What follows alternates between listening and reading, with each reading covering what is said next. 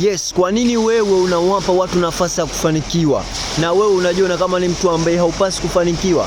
Labda unajiona hauna connection, labda unajiona umezaliwa kwenye familia za kimaskini, still bado unajiona kuwa wewe kuna vitu ambavyo upo navyo haupasi kufanikiwa, labda kwa situation ambazo unapitia nazo unaona kama wewe ni mtu ambaye yani kama vile hauna haki kufanikiwa.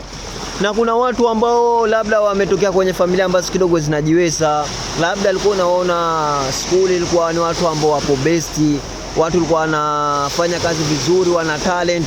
Unaona kama wewe ni mtu ambaye haudeserve mafanikio, na kuna watu bado wana deserve. That is wrong. Hivi ndio vitu pekee ambavyo vinakufanya wewe pia ukose ile energy ya kupambania maisha yako, ukose ile nguvu ya kupambania maisha yako. Kwa sababu gani? Kwa sababu wewe tayari unaiambia, ni kama unaiambia akili yako kwa mimi siwezi kufanikiwa, mimi sina uwezo wa kufanikiwa, na kufanikiwa ni baadhi ya watu. Why always unaipush akili yako iamini hivyo? Kuanzia leo, kama ni mtu ambaye ilikuwa unahisi hauwezi kufanikiwa kwenye maisha yako, ni mtu ambaye unahisi labda una connection ndogo, una elimu ndogo, sometimes unajisi haujasoma, unajisi hautoke kwenye familia kama za watu wengine, you never know, siku moja utakuwa kwenye sehemu ambayo hakuitarajia kwenye maisha yako. Hiyo sehemu hajawahi kufika ndugu yako, kaka yako, baba zako wadogo, mama zako wote, lakini wewe kuna sehemu utafika. Kitu pekee ambacho unatakiwa kuwa nacho, uwe na believe in you, ujiamini wewe mwenyewe. Kama wewe mwenyewe tu unajiangusha, hakuna mtu ambaye atakuja kuweka imani kwako.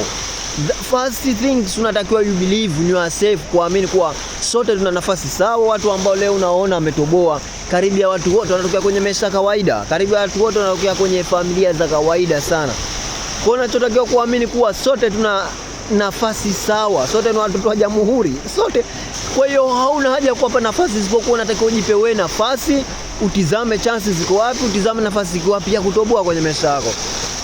Lakini usianze kuwapa watu advantage, that big fail ambacho wengi sana tunafeli kwenye maisha yetu. Kitu cha mwanzo. Kitu cha pili, tafuta fursa ambazo zipo. Sometimes wewe umesoma, we understand kama umesoma, wewe ni doctor, wewe ni engineer, wewe ni mwalimu, lakini unazisaka vipi nafasi? Umesoma, umeweka vitu vyako ndani. Labda wewe haujasoma, una talent, umeficha talent yako ndani. Labda wewe haujasoma, umesomea udereva, umeficha leseni yako ndani. Nafasi utazipata vipi?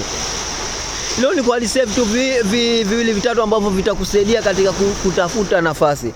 Kwa mtu ambaye labda umesomea udereva, hauna connection, hauna gari, labda hauna bodaboda, kitu cha mwanzo, nenda sehemu ambazo watu wana hivyo vitu.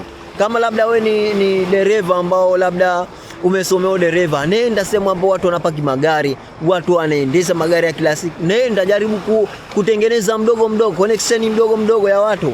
Leo umejuana na mtu mmoja, kesho wa pili juana nao, kuna siku atakosekana dereva, amini ya kwamba kuna siku hata dereva ambao wanahisi atapatikana kila siku kwenye gari atakosekana. Lakini tayari wewe ushajuana na watu wana uwezo wa kupata nafasi ya mwanzo, na hiyo itakuwa nafasi yako ya mwanzo, one chance one goal. Kwa mtu ambaye labda umesoma, labda umesomea utalii, unakaa nyumbani, unakaa na cheti, toka na vyeti vyako, nenda katafute nafasi. Nenda kwenye mahoteli mbalimbali, nenda kajitolee kwenye hoteli, nenda hata kama itakuwa hautopata nafasi. Niamini mimi, hata kama hautopata nafasi, lakini kujitolea kwako kwenda ile sehemu tayari inakujengea nguvu, inakujengea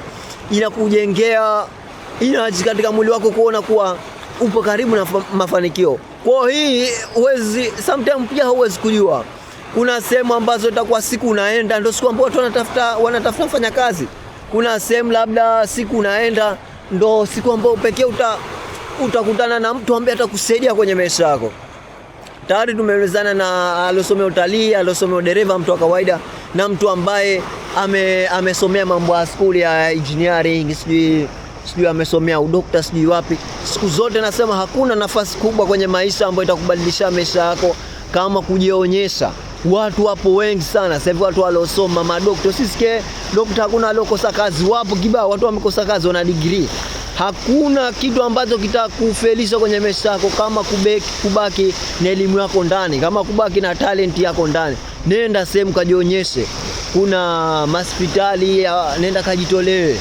hata sometimes unajua mimi siku zote nasema hata kama unakosa sehemu ya kwenda kujitolea, yani hata kama itakuwa umeenda kwenda kuomba sehemu umekosa, lakini ismu ya kwenda tu pekee ni you achieve, pekee you achieve.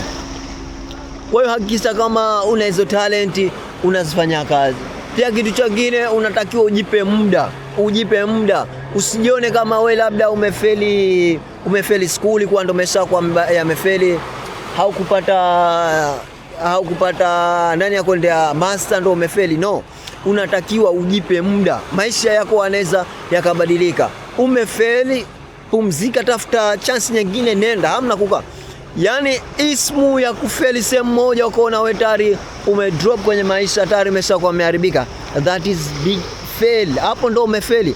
Lakini umefeli, tafuta chance nyingine, tafuta nafasi nyingine, sehemu nyingine ambazo utaaminiwa utafeli. Kwa naamini hapo umenielewa. Hakisha kwa una subscribe channel, unaniunga mkono kwa kulike. Na niambie, je, ni kitu gani ambacho unahisi kinakufanya hauwazi kwenye maisha yako? See you. Hakisha kwa subscribe na uniambie kwenye comment kitu gani.